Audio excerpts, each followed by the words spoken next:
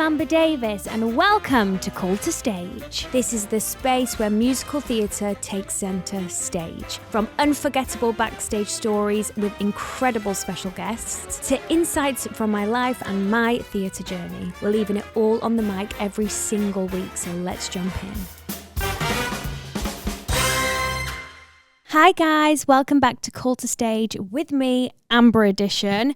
Christmas special. Merry Christmas, everyone, and a Happy New Year. I have an extra special guest on the show as it's Christmas. It's the fabulous Alfie Boe. Oh, bless you. Thank you. I would have come dressed as an elf if I'd known it was a Christmas special, you know. I know. P.S. We're filming this at the beginning of November. That's why there's no tinsel, no tree. Right, okay. We should have got some Alfie ears or something. I've just realised that Alfie's from up north. What do you think of the accent? It's very good. It's very good. Yeah, I'm impressed. Are you? It's good, yes. Now, I ask all of my guests this. Right. Pick any role you've ever played. I'm going to pick one for you, Jean Valjean. Right, okay. Sorry, took that away straight away. Have you got a specific pre-show ritual for that role? No. Okay. That's the answer. Yeah, Okay. there you go. Next question. No, I'm joking. Because I'm doing it on the on tour in arenas right now, the world tour, and with Michael. So me and Michael have a pre-show ritual, our own personal one, where we do this sort of hand clap and, you know, bullying each other on, you know. So we do this routine hand clap. And it's ridiculous. I can't do it without him being here. It's bizarre. It's weird. And then the cast also do like a little prayer circle where we all get together and we all sort of put our arms around each other and sort of like say what we want from this performance and what we're going to do in it and how we're going to take care of each other in it. And it's really beautiful. I absolutely love that. It's like a circle of gratitude. Absolutely. And then I go on and play a criminal. Yeah. Yeah. It's fitting. It's very fitting. There you go. Is it just amazing performing in an arena? Yeah, it is. It is. I've played many arenas in my time and done a lot of arena tours as Ball and Bow and I've on my own shows, my own tour. But playing arenas in Les Miserables, it just seems to lend itself to that space. The show is so grand. The emotions are so strong. The score is really powerful. And each character can fill that room whenever they're on stage and singing their particular song. The audience becomes intimate. The arena becomes an intimate space because during it that could performance. be so unintimate. You know what I mean? Yeah, there's like 20,000 people there at night, and I can't see the faces at the back, obviously. But even in the quietest moments of the show, especially Bring Him Home, and I'm right in the centre of the, almost the centre of the arena with the audience around. You can feel everybody leaning in and soaking up the atmosphere and being with me at that moment. It is a real special thing, actually. I've never done an arena, but it is on my bucket list. Oh, I'm sure you will. That's why I'm always so intrigued. Like, what does it feel like? Is it just like breathtakingly? You should come and do a spot on me and Michael's tour next year. Oh my gosh, would. We'll be on tour in March and April doing arenas around the UK. We should get you on as a guest. I'm available, okay. Alfie. All right. When you're standing in these arenas, everyone's leaning in, like you just said. Yeah. To me, it gives me goosebumps. But imagine Alfie, who was a apprentice in a mechanic company. Yeah. So I read this online this morning, that you had a customer come in, heard you sing, and it was him that suggested you should do this professionally. Yeah. I had a lot of people around that time when I was 19 advising me to try and make it as a professional singer. You know, I didn't know how good I was as a singer. I didn't know if I was making a good sound. I was having singing lessons locally, so the teacher that I was with at the time, he gave me advice and told me about this audition in London. The customer at the garage told me about the audition in London, and he said, go and get the newspaper, the Stage and Television. I don't know, you probably won't remember that, but it was it was a newspaper, and it'd been out for years, and it used to advertise in the back 2 or 3 pages for cruise liners, West End shows, TV opportunities, and in particular this audition for an old opera company called the D'Oyly Carte that had been going for many years. So I took the day off work, came down to London, sang for them, and they took me on as a young member of the chorus, and it was great. So back then, it was really buzzing. Everything was falling into place. I left that company after a year and went to the Royal College of Music. Studied to be an opera singer, then started singing opera around Europe and the UK and in America and Australia. Not much then. Not much, just a little bit.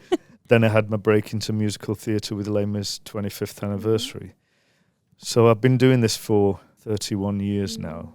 And did you ever think that would have been the case? No, I mean, back then I was really excited, just living every single moment, and every day was a surprise, every day was a joy, and it was great as a young singer, and the opportunities that were coming across my path, I would just jump at and do anything to be heard and to sing. Did you have a good support system at home that pushed you, or did you kind of just discover it by yourself? No, my parents were very supportive. They would support me in whatever I wanted to do. I wanted to go in the army. Did you? I did my medical and was ready to sign on the dotted line for basic training and going into the Guards. So I have a real strong connection with the British Legion and all the armed forces here. And they would have supported me, but they wouldn't have been happy. They said my mother wouldn't have been happy me going into the army. But as it happened, my ability to sing took over, and people noticed it and gave me the opportunity to make a career, and that was pretty much it. And it's a very natural ability, It looks natural and it sounds natural. Oh, thank you. Well, I think if you are good at anything, I think it has to come from a natural place. If you're a dancer instinctively, you work on your natural ability. Yeah. What I don't like sometimes is when somebody has a natural ability to sing, and then somebody brings them on board, tries to train them up by stripping them down and not using their natural ability. I hate that. I think that's terrible because it completely wipes away individuality. I do think that is the case at the moment with these colleges that get in hundreds of people. I saw one college, there was something online recently that said they have 500 students in one college. Right. This is how you should do it. Otherwise, it's wrong. Yeah. And that isn't the case, is it? It's not the case at all. It's not the case at all. There's no wrong. It's just different. Yes. Everybody brings something new to the business. Can bring their own individuality, their own stamp on their art form. For a prime example, Les Miserables has been running for 40 years because everybody that has played the roles of Valjean, Javert, the Thénardiers, Fantine, have brought something new to it. Everybody is an individual performer, and they've brought something brand new to it that has kept that show running. Plus, the music is fantastic. The story is great. It's kept it alive, kept it interesting. It has. You've had years and years and years of experience. Do you still get nervous? Absolutely. You do? Absolutely. Every single show. Every single interview. Really? Today, I'm sat here and I'm focused on our conversation and what it's going to be like, and I don't want to let you down. I don't want to let myself down or your podcasting listeners. So it's important that I understand your process and this little world that you have here, this beautiful world, and do the best I possibly can. So I do get nervous. You do? Yeah. In a performance manner, does it manifest in different ways? Does it affect your breathing, your voice? No, I think if it does affect anything physically like that, your breathing or your voice, then you have to reassess, slow down, take a break, and reassess your performance process. Okay. Your mind is an amazing machine. It really is an amazing thing, and you can tell yourself that the nerves that you have are good nerves because all you want to do is to please people in the audience. You just want to do a good job and you want to please people in the audience without putting any pressure on yourself. If you have that in your mind that you're going to do a good job and everybody's going to go home happy, if you're not on your top form and it's not the best performance of your life, you've done your best. You've done what you can for that particular moment. So channeling your nerves into adrenaline, into excitement, into pride, faith, joy for what you're doing. That's what I try to do. Don't strive for greatness during a performance. strive for okay to let greatness in. There you go. Yeah, there's a yeah, absolutely. That's a beautiful sentiment. Real lovely. Something else I was told was if I'm turning up to a show and I'm not feeling physically, vocally on top form, I may be a bit vocally tired. It's my ex-wife actually. She was an amazing woman, but she used to tell me, sing from where you are. Sing from where you are. If you accept your vocal position, if you accept your mindset, and you still go out and do the job that you're supposed to do, you're going to make people happy no matter what. They're going to love it. Oh my gosh, that makes me want to cry. I think I'm tired, Alfie. Now let's talk about your brand new album with Michael Ball. Yes, yeah. Together at Home. This is your 6th album together. 6th album, yeah. Also, this is a bit of a personal one, isn't it? Because it marks a decade of you two making music together. Yeah, 10 years of making records together we have, yeah. It's been quite the journey. Has it? Yeah. Where did your friendship blossom? I first met Michael in a rehearsal studio in North London. We were doing a production of Kismet. Okay. And, yes, I've got this down, actually. It was a terrible, terrible production. It was awful, ridiculous show. At least you own it. I know, exactly. But, the music, you can't fault the music. It was scored by Borodin, and it's beautiful, romantic, gorgeous music. But the director had a fallout with the choreographer. Oh, God. And the choreographer had a fight with the designer, and everybody was... On the wrong page. Yeah, pretty much. And the director left the show before he'd even finished directing the second half. Oh, no. So we thought, hang on, it's either take the bull by the horns and pull it together. And me and Michael teamed up, did the rest of the show, directed the rest of the show, and we got through it. And it was like, I think it was like 9 weeks or 5 weeks of sheer hell, So but it was a terrible technically, show. you're a singer/director. I think we need to update that then, don't thank we? you. That would be nice. Yeah. Oh my God, that's such an interesting story. Yeah, so you kind of bonded on trauma. After that production, Michael then went on to do a prom at the Royal Albert Hall. Yes. And it was the first time anybody from the musical theatre contemporary world had ever done a one-man show during a classical festival. Okay. I was his guest on the show. We did a duet, and that was the first time we duetted together. Wow. And as I was driving home, I put on the radio and I was listening to the rest of his concert. And it came to the end. He did his finale and he took his band. The crowd were going wild and it was lovely. And then the classical radio presenter, Radio 3, just came on and went, well, that was interesting. Because it was like out of the ordinary. It was completely out of the box for their audience. It was, it's a classical festival, and to have Michael Ball singing "You Can't Stop the Beat" and things like that. Oh my, iconic! That is actually iconic. Your debut album, Together.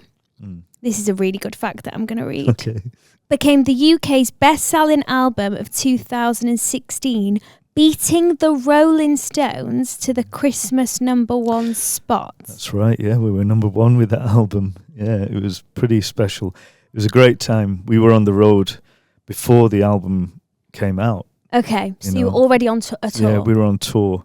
And every single day there was something exciting happening. There was something, we were getting the feedback from the record label and how many albums we'd sold and that day, and it was just incredible. It was beautiful. And when you went in to do that first album, was there any intention of having this long-running relationship, or did it just naturally happen? it was like, let's see what happens after the first album, and then we'll take it from there. And then that was a great success, and then it led on to another 2 albums in the 1 year. So it was like, so we pretty much started firing out the albums and really enjoying it, really getting to know each other, getting on the road, playing big arenas, the O2 and all that, TV gigs. Gigs. Yes. It was really cool. It was a lot of fun. Yeah. Did you write your own songs, or was there collaborative talent? No, we did collaboration with a couple of writers Okay. on some of the songs on the albums. But a lot of the albums are covers, but we create our own. I work quite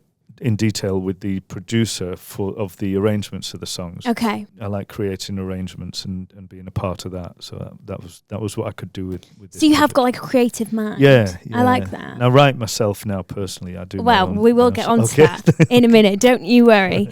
Now, if you want to go and see the tour, there's March, April 2025. If you're in these areas, book your tickets. You got Cardiff, Bournemouth, Nottingham, Newcastle, Manchester, Liverpool, Aberdeen, Glasgow, Leeds, Birmingham, the London O2, and I've already said Birmingham. I will be at one of those venues. I'm not too sure which one yet, but I will let you guys know. Okay. Now, I just want to say, do you ever sleep?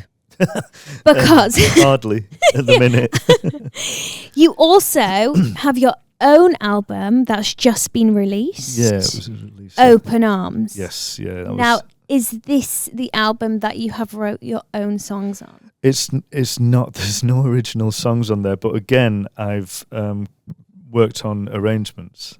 But Right. I have written a lot of original songs, Okay. co-written with some wonderful producers, wonderful writers. They're all in the bank, ready for me to go. Ooh. And I do love writing. I love that process, putting your own story down on paper and telling your own story, your Yeah. own journey, and being yourself in those songs. It's wonderful.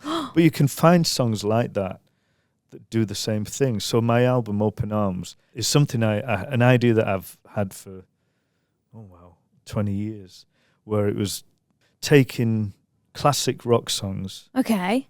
and arranging them with an orchestra, with a full-on orchestra, to show the similarity and that there are no boundaries between genres of music, basically, between rock music, classical, two worlds collide and create something fun. I am obsessed. Where can we hear this album? Well, it's on all the channels, Spotify, iTunes, everything. It's out there. Okay, Open Arms. That to me sounds so creative. Thank you. Like, I've never heard of anyone do that before. Oh, So I will be listening to that tonight on the way home. It's, You guys should it too. has some surprises on there. There's a Metallica song that I sang, Nothing Else Matters. And it's a beautiful, beautiful song set with an orchestra and a Oh my rhythm band. gosh. It's pretty special. Yeah. Iconic. Thank you.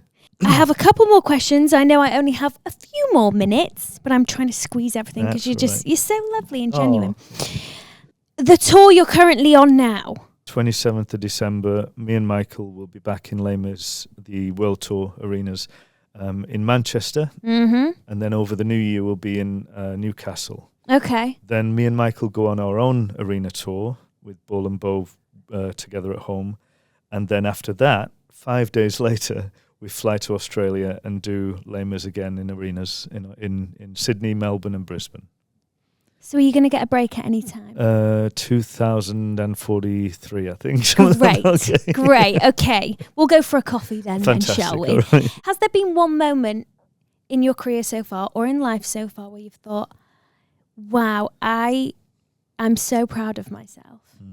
There's lots of things that I've done that I'm proud of within the career. Les Mis is obviously one of them. La Boheme on Broadway and my opera days, doing La Boheme at Glyndebourne and working in the Royal Opera House here at Covent Garden. I'm proud of those. But when people say what is the highlight, or what is the best moment of your career, for me, it's always the last time that I've performed.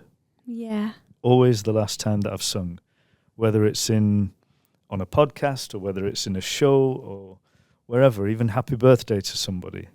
It's always the last time that I've sung. It doesn't have to be anything major. But for me, that is major. Singing for people. That is, you are so wonderful. Oh, You are literally so wonderful. And then the last question. This is quite a deep one. okay. What's your true meaning of success? True meaning of success has nothing to do with me. When I feel I've achieved my job, the feedback that I get, the pay packet, if you will, is what it does for the listener. Mm. It's always the audience. They are the most important people in my career. You know, I've worked with wonderful producers and directors and singers, and you know, and the most important people are the people that come to hear you sing. So when I see their reaction and hear their reaction and get messages from them about how I've touched their hearts, or it's reminded them of a time in their life, or of a loved one that they've lost, the birth of a baby, the death of a parent, whatever it is, that's the biggest thing that makes me feel like I'm doing something good. Oh my God. You're just the best. You're the best ever. Thank you so much for coming here today. It's been a pleasure to chat with you. And taking time out of your incredibly busy schedule. I can't wait to be on tour with you. Yes, you must do. You must come on tour. And guys, have a bloody lovely Merry Christmas. Merry Christmas. Bye. Jingle bell, jingle bell.